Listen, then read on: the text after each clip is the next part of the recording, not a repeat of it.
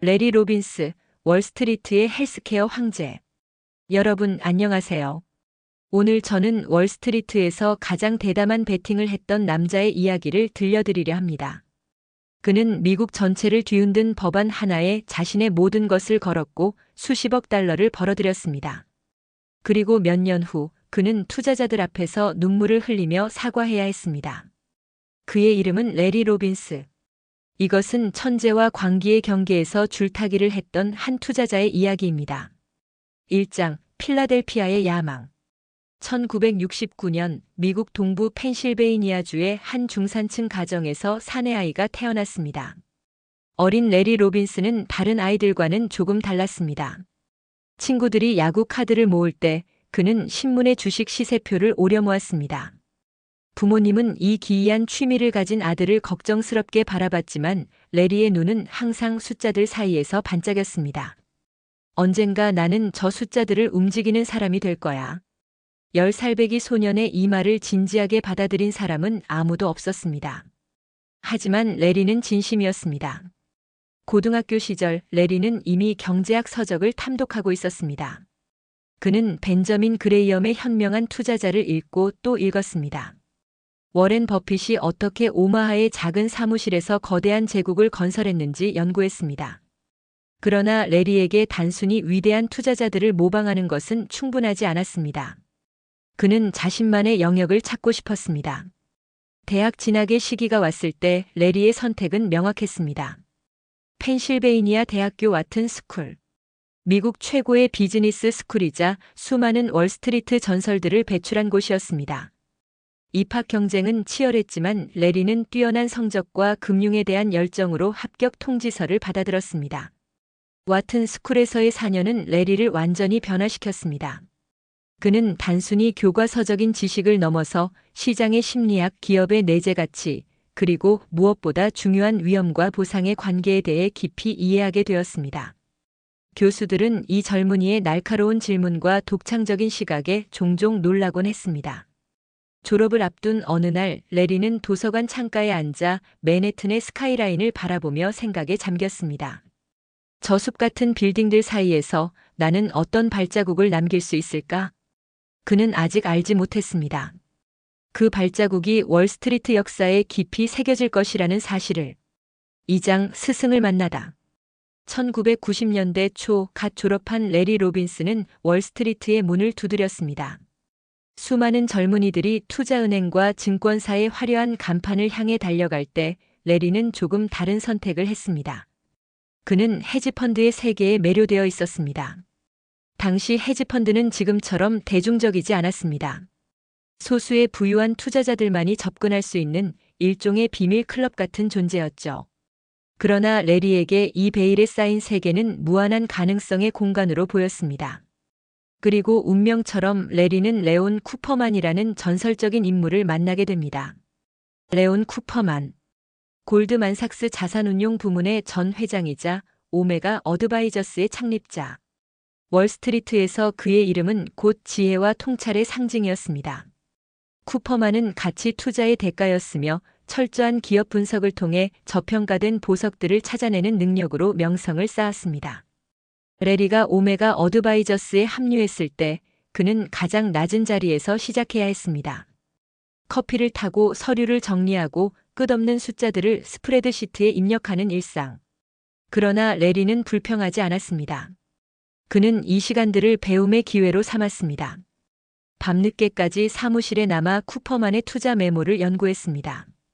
왜 이 주식을 샀는지, 왜 저 주식을 팔았는지, 매 결정의 논리를 해부하듯 분석했습니다. 쿠퍼만은 이 열정적인 젊은이를 눈여겨보기 시작했습니다. 레리, 자네는 숫자만 보는 게 아니라 숫자 뒤에 있는 이야기를 보는군. 어느 날 쿠퍼만이 건넨 이 한마디는 레리에게 큰 힘이 되었습니다. 오메가 어드바이저스에서 레리는 점차 두각을 나타내기 시작했습니다. 그가 특히 관심을 가진 분야가 있었는데 바로 헬스케어 섹터였습니다. 병원, 보험사, 제약회사, 의료기기 업체. 이 복잡하고 규제가 많은 산업에서 대부분의 투자자들은 머리를 절레절레 흔들었습니다. 너무 복잡하다고, 예측이 불가능하다고. 하지만 레리는 다르게 생각했습니다. 복잡하다는 것은 곧 기회가 숨어 있다는 뜻이었습니다. 다른 사람들이 기피하는 곳에서 가장 큰 보물을 찾을 수 있다고 그는 믿었습니다. 레리는 의학 저널을 읽기 시작했습니다. 병원 경영진을 만나 인터뷰했습니다. FDA의 규제 동향을 추적했습니다. 보험 산업의 복잡한 수익 구조를 파헤쳤습니다.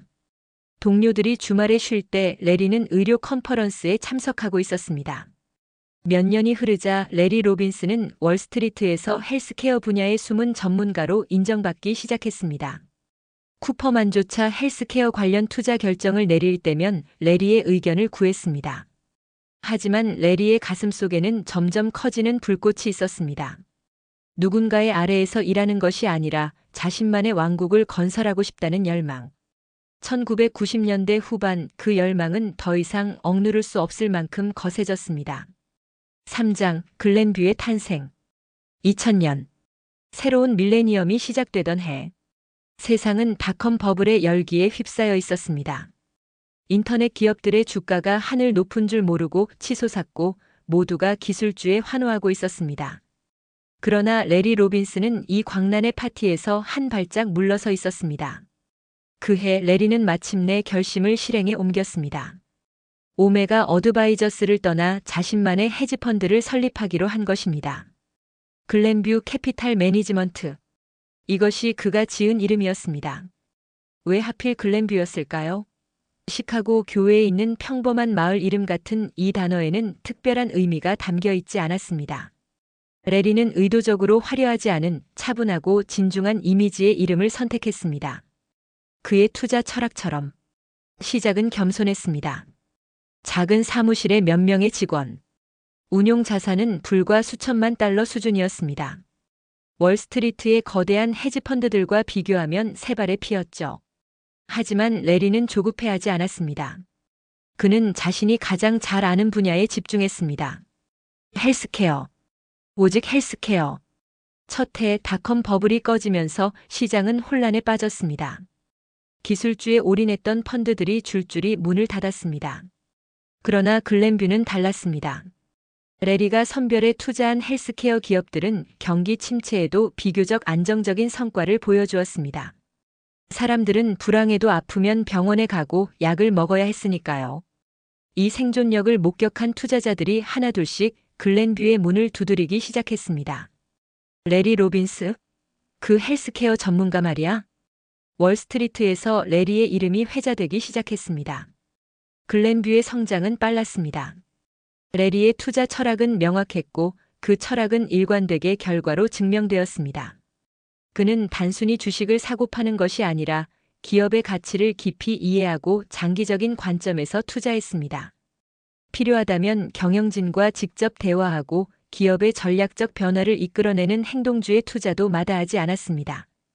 2000년대 중반이 되자 글렌뷰 캐피탈의 운용 자산은 수십억 달러 규모로 성장했습니다. 레리 로빈스는 더 이상 무명의 펀드 매니저가 아니었습니다. 그는 월스트리트의 헬스케어 투자 분야에서 가장 영향력 있는 인물 중 한 명이 되어 있었습니다. 그러나 진정한 시험, 그를 전설의 반열에 올려놓을 기회는 아직 오지 않았습니다. 그 기회는 2008년의 재앙과 함께 예상치 못한 곳에서 찾아올 것이었습니다. 4장 위기 속의 기회. 2008년 9월 15일. 리먼 브라더스가 파산했습니다. 미국 역사상 최대 규모의 기업 파산이었고 이는 전 세계 금융 시스템을 뿌리부터 흔들어 놓았습니다. 주식시장은 폭락했고 신용시장은 얼어붙었으며 두려움이 모든 것을 지배했습니다. 월스트리트의 전설적인 헤지펀드들조차 무너져 내렸습니다. 수십 년간 쌓아온 명성이 몇 주 만에 먼지가 되어 흩어졌습니다. 글렌뷰 캐피탈도 타격을 입었습니다. 포트폴리오 가치가 급락했고 투자자들의 환매 요청이 빗발쳤습니다. 레리는 밤잠을 설치며 대응책을 고민해야 했습니다. 그러나 레리 로빈스는 이 절망의 순간에서도 다른 것을 보고 있었습니다. 기회를. 금융 위기 속에서 미국의 의료 시스템에 대한 논의가 급물살을 타기 시작했습니다. 수백만 명의 미국인들이 건강보험 없이 살아가고 있었고 의료비 파산은 개인 파산의 가장 큰 원인이었습니다. 정치권에서는 개혁의 목소리가 높아졌습니다. 그리고 2008년 11월 버락 오바마가 미국 대통령으로 당선되었습니다.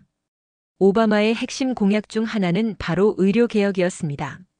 모든 미국인에게 건강보험을 보장하겠다는 야심찬 계획. 이것이 훗날 오바마 케어라고 불리게 될 법안의 시작이었습니다. 대부분의 투자자들은 불확실성에 주목했습니다. 의료개혁이 어떤 형태로 이루어질지, 기업들에게 어떤 영향을 미칠지 아무도 확신할 수 없었습니다. 많은 이들이 헬스케어 섹터를 기피하기 시작했습니다. 하지만 레리 로빈스는 달랐습니다. 그는 법안의 모든 초안을 읽고 또 읽었습니다. 의회 청문회를 지켜봤습니다. 정책 전문가들을 만나 의견을 들었습니다.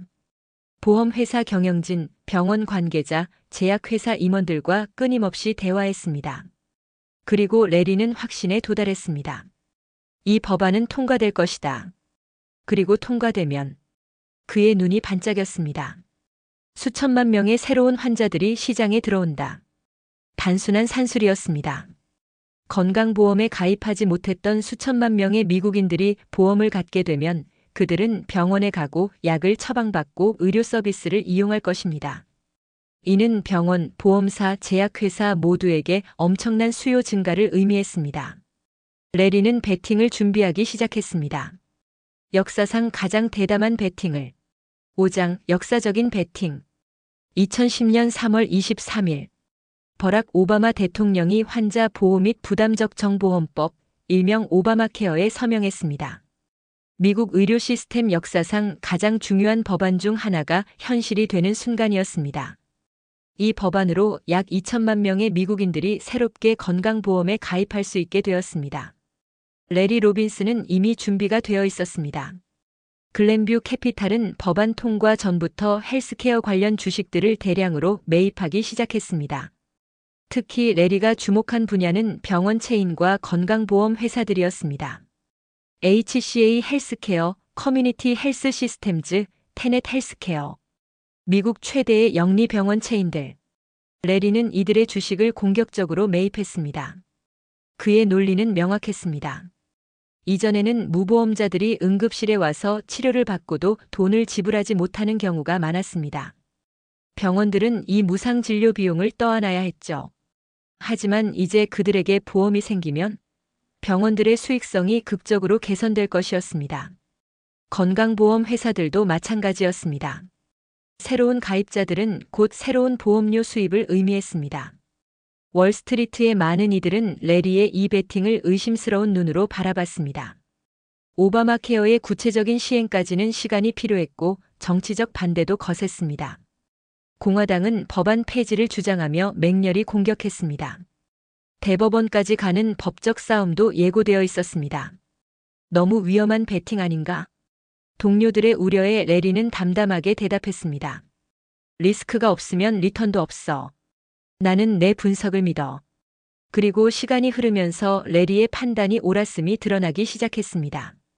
2012년 6월 대법원은 오바마 케어가 합헌이라고 판결했습니다. 이 뉴스가 전해지자 헬스케어 관련 주식들이 급등했습니다. 글렌뷰의 포트폴리오 가치도 함께 치솟았습니다. 2013년, 2014년 오바마 케어가 본격적으로 시행되면서 레리의 예측대로 상황이 전개되었습니다. 병원들의 무상 진료 비용이 급감했고 보험 가입자 수가 폭발적으로 증가했습니다. 헬스케어 주식들은 시장을 압도하는 수익률을 기록했습니다. 글렌뷰 캐피탈의 성과는 경이로웠습니다. 2013년 펀드는 40% 이상의 수익률을 기록했습니다. 업계 평균을 크게 상회하는 놀라운 성과였습니다. 레리 로빈스의 이름은 월스트리트 전체에 울려 퍼졌습니다. 운용 자산은 빠르게 불어났습니다. 투자자들이 앞다투어 글렌뷰에 돈을 맡기려 했습니다. 한때 수천만 달러로 시작했던 펀드가 이제 100억 달러가 넘는 거대한 자금을 운용하게 되었습니다. 레리 로빈스는 월스트리트의 새로운 스타가 되었습니다. 헬스케어 투자의 제왕. 오바마 케어의 승자. 언론은 앞다투어 그의 성공 스토리를 다뤘습니다. 하지만 모든 전설에는 그림자가 있습니다. 그리고 레리의 가장 어두운 시간은 아직 오지 않았습니다. 6장 정점에서의 추락. 2015년 글렌뷰 캐피탈은 정점에 있었습니다. 운용 자산 규모는 계속 증가했고 레리 로빈슨은 헤지펀드 업계에서 가장 영향력 있는 인물 중 한 명으로 꼽혔습니다. 투자자들은 그를 믿었고 그의 판단에 의문을 제기하는 사람은 거의 없었습니다. 바로 그때 균열이 시작되었습니다. 그해 가을 발레리언트 파마슈티컬스라는 제약회사가 월스트리트를 뒤흔들었습니다. 발레리언트는 적극적인 인수합병과 약품 가격 인상 전략으로 빠르게 성장한 기업이었습니다. 주가는 몇 년 사이에 몇 배로 치솟았고 많은 헤지펀드들이 이 회사의 주식을 보유하고 있었습니다. 글렌뷰도 예외가 아니었습니다. 레리는 발레리언트가 제약 산업의 게임 체인저라고 믿었고 상당한 지분을 보유하고 있었습니다. 그러나 2015년 10월 폭로가 터졌습니다. 발레리언트의 비즈니스 모델에 심각한 문제가 있다는 보도가 쏟아졌습니다.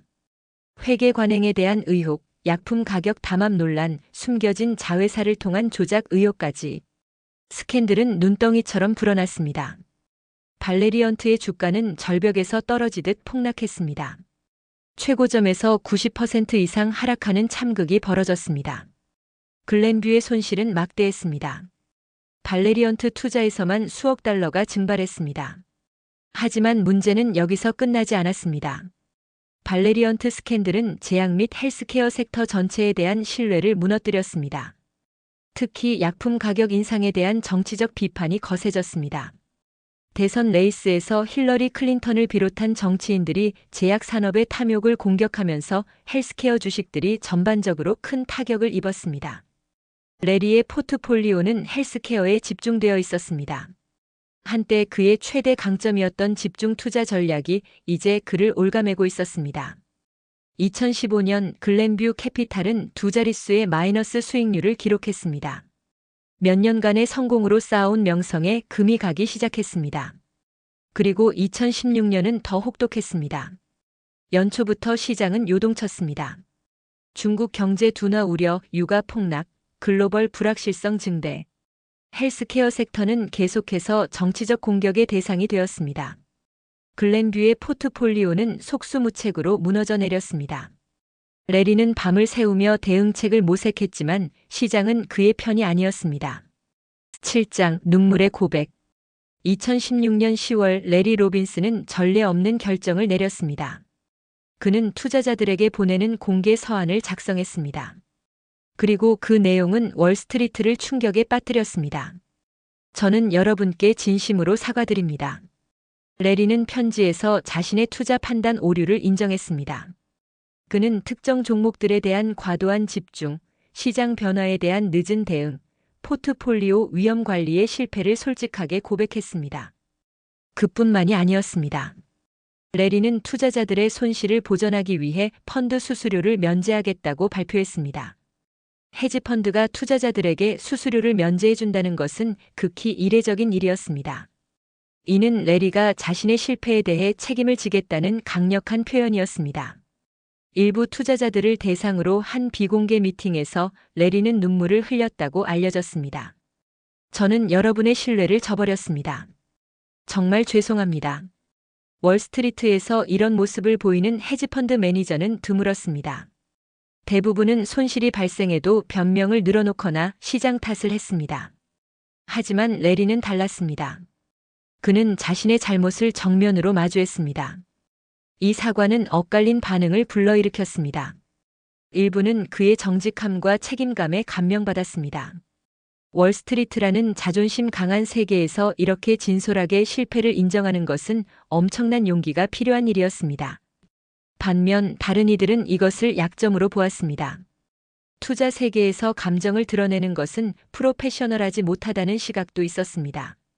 어느 쪽이 옳든 레리의 사과는 그해 월스트리트에서 가장 많이 회자된 이야기 중 하나가 되었습니다. 글렌뷰의 운용 자산은 급감했습니다. 투자자들의 환매 요청이 이어졌고 한때 100억 달러가 넘던 규모가 절반 이하로 줄어들었습니다. 레리가 수십 년간 쌓아온 제국이 흔들리고 있었습니다. 그러나 이야기는 여기서 끝나지 않습니다. 8장 재기의 불씨. 나폴레옹은 말했습니다. 진정한 영광은 넘어지지 않는 것이 아니라 넘어질 때마다 일어서는 것이다. 레리 로빈슨은 이 말을 증명하기로 결심했습니다. 2016년에 참담한 실패 이후 레리는 자신의 투자 철학을 근본적으로 재검토했습니다. 무엇이 잘못되었는가? 어디서 오만이 판단을 흐렸는가? 어떻게 하면 같은 실수를 반복하지 않을 수 있는가? 그는 포트폴리오를 재구성하기 시작했습니다. 과도한 집중 투자를 줄이고 분산을 강화했습니다. 위험 관리 시스템을 개선했습니다. 그러나 가장 중요한 변화는 마음의 자세였습니다. 시장은 항상 옳다. 내가 아무리 확신해도 시장이 말하는 것에 귀를 기울여야 한다. 레리는 이 교훈을 가슴 깊이 새겼습니다. 2017년 시장 환경이 개선되면서 글렌뷰도 서서히 회복의 조짐을 보이기 시작했습니다. 레리는 더 신중하지만 여전히 대담한 배팅을 이어갔습니다. 헬스케어에 대한 그의 전문성은 여전히 업계 최고 수준이었고, 이를 바탕으로 저평가된 기회를 발굴해 나갔습니다. 그는 또한 새로운 형태의 펀드를 출시하며 사업을 다각화했습니다. 기존의 실패에서 배운 교훈을 바탕으로 투자자들에게 더 다양한 선택지를 제공하려 했습니다.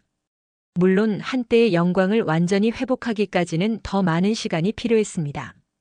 월스트리트의 기억은 길고 한 번 잃은 신뢰를 되찾는 것은 처음 신뢰를 얻는 것보다 훨씬 어려운 일이었습니다. 하지만 레리 로빈스는 포기하지 않았습니다. 그는 매일 아침 사무실에 출근했습니다. 기업 보고서를 분석하고 경영진을 만나고 시장의 흐름을 읽었습니다. 35세의 야심찬 펀드 매니저였던 시절이나 50대의 상처 입은 베테랑이 된 지금이나 그의 일과는 변함없었습니다. 나는 아직 이 게임을 사랑한다. 레리는 가까운 이들에게 이렇게 말했습니다. 9장 유산과 교훈. 레리 로빈스의 이야기는 아직 진행 중입니다. 그러나 지금까지의 여정에서 우리는 많은 것을 배울 수 있습니다. 이 한 사람의 삶 속에 투자의 본질, 성공과 실패의 의미, 그리고 인간의 회복력에 대한 깊은 통찰이 담겨 있습니다. 첫째, 전문성의 힘입니다. 레리 로빈스가 월스트리트에서 두각을 나타낼 수 있었던 것은 헬스케어라는 특정 분야에 대한 깊은 전문성 덕분이었습니다. 다른 투자자들이 이 복잡한 산업을 기피할 때 레리는 남들이 보지 못하는 것을 볼 수 있었습니다. 이것이 그에게 엣지를 주었습니다. 투자에서든 인생의 다른 어떤 분야에서든 남들과 차별화된 전문성은 가장 강력한 무기입니다. 둘째, 확신과 오만의 경계입니다. 레리의 오바마케어 베팅은 확신에서 비롯된 것이었고 그것은 보상받았습니다. 그러나 그 이후의 일부 투자들은 확신을 넘어 오만의 영역으로 들어갔을지도 모릅니다. 자신의 판단에 대한 믿음은 필요하지만 그것이 시장이나 현실에 대한 경시로 이어져서는 안 됩니다. 셋째, 위험 관리의 중요성입니다. 레리의 집중 투자 전략은 상승장에서는 폭발적인 수익을 안겨주었지만 상황이 역전되었을 때는 치명적인 손실로 이어졌습니다. 어떤 베팅이 아무리 좋아 보여도 올인은 위험합니다. 시장은 예측 불가능하며 최악의 시나리오는 항상 발생할 수 있습니다. 넷째, 실패에 대처하는 자세입니다. 레리가 투자자들 앞에서 눈물을 흘리며 사과한 장면은 많은 것을 말해줍니다. 그는 실패를 숨기거나 변명하지 않았습니다. 정면으로 마주하고 책임을 졌습니다. 그리고 다시 일어섰습니다. 이것이 진정한 프로페셔널의 모습입니다. 다섯째, 열정의 지속성입니다. 모든 것을 잃을 뻔한 위기에서도 레리 로빈스는 이 일을 계속했습니다. 그것은 돈 때문만이 아니었습니다. 그는 진정으로 투자를 사랑했습니다. 기업을 분석하고 시장의 흐름을 읽고 가치를 발견하는 과정 자체가 그에게는 끝없는 매력의 원천이었습니다. 10장 맺은 말. 여러분, 우리는 오늘 레리 로빈스라는 한 투자자의 이야기를 따라 여행했습니다. 필라델피아의 야심찬 소년에서 와튼 스쿨의 학생으로 레온 쿠퍼만의 제자에서 글렌뷰 캐피탈의 창립자로 오바마 케어의 대담한 승자에서 눈물의 사과를 하는 실패자로 그리고 다시 재기를 꿈꾸는 불굴의 투자자로 이 여정은 단순한 성공 스토리가 아닙니다. 그것은 인간의 탐욕과 두려움, 자신감과 겸손, 승리와 패배가 얽힌 복잡한 테피스트리입니다. 레리 로빈스의 이야기가 우리에게 가르쳐주는 것은 무엇일까요? 아마도 그것은 완벽한 투자자란 존재하지 않는다는 사실일 것입니다. 아무리 뛰어난 사람도 실수를 하고 넘어지고 손실을 입습니다. 중요한 것은 넘어진 후에 어떻게 하느냐입니다. 또한 레리의 이야기는 투자가 단순히 숫자와 차트의 게임이 아니라는 것을 보여줍니다. 그것은 깊은 연구와 분석, 대담한 결단력, 그리고 무엇보다 끊임없는 학습의 여정입니다. 성공에서도 배우고 실패에서도 배우는 사람만이 이 험난한 바다에서 살아남을 수 있습니다. 레리 로빈슨은 여전히 매일 아침 사무실로 향합니다.